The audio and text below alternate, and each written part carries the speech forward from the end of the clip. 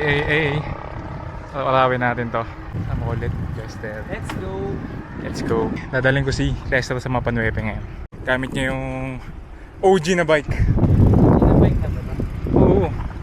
Yan yung bike na ginagamit ko pa nun sa Pampanga. Ganyan. Nalibot niya yung buong Zambales niyan. Ha? Sa gera. Sa bakyan boy. Gamit na gamit yan. Sulit na sulit yan. Gamit ko ngayon. Medyo madumi lang. Pero sabak din to eh. Ito yung gamit ko noon na bike na pinambubulaan ko. Manila to Bulacan, ganun. Rider sila. Pit. Hindi ako pinansin.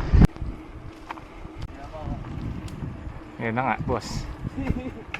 Binibidyo ka na nga, boss. Pagod.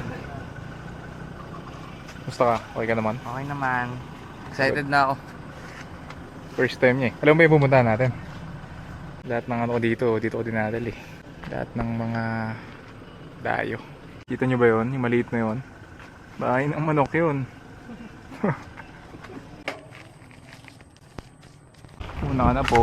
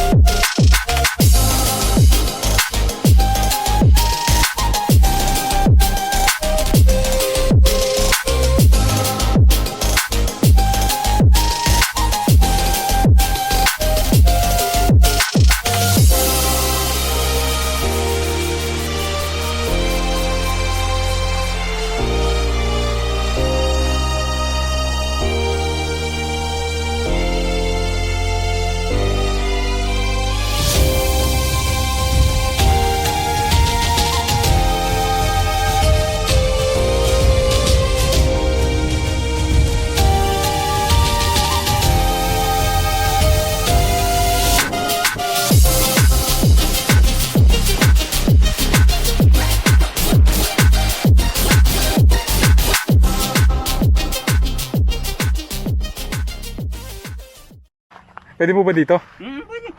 Makikigamit kami. Dito kami sa Phase 1. Phase 1 na boys. Phase 1. kami kasi dyan sa ano. Mapa Nueve. Yung sa kabila dyan, Phase 3 dyan. May ano po ba dito? May karinderya? Dito.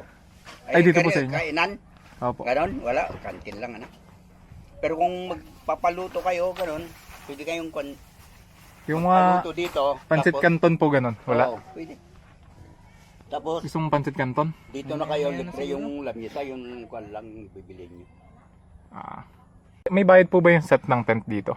Meron, pag mag-camp ka, Kayo din po yung naniningil nun? dito, dyan din, sa ano.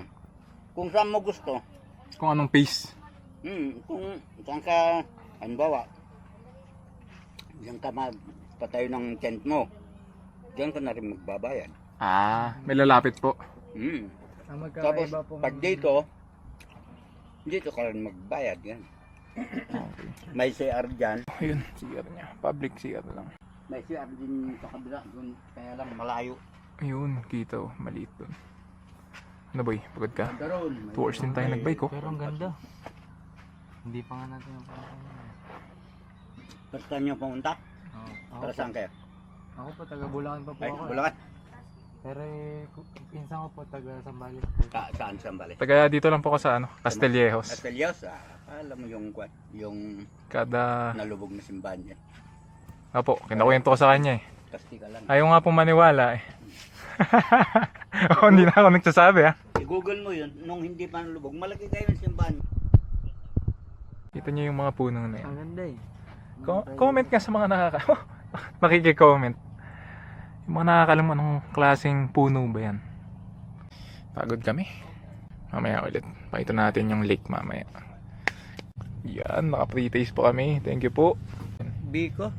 Ay, Pre-taste namin. Biko siguro to, Biko. Sarap ng bigo. Pag libre. Quality.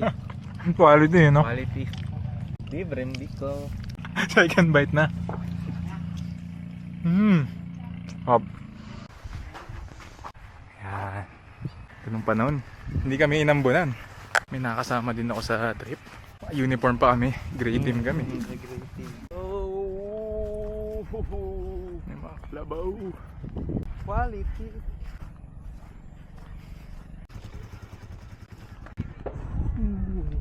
Panis. The big geography skills. Yun yung horse nila.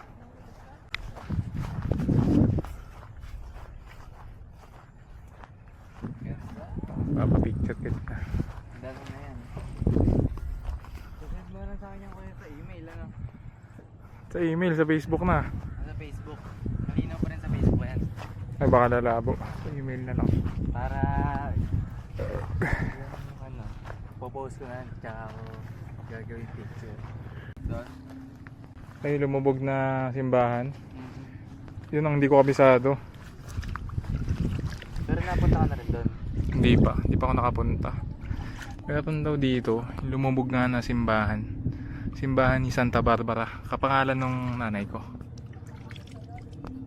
Hindi ko alam kung saan banda yun eh. Pero malapit na lang yun dito. Ito pala ang POV dito sa phase 1 ng Mapanuepe Lake. O ang tawag sa iba is New Zealand of Zambales. Phase 1 to. Phase 1. Pusing ko na to. Yun lang.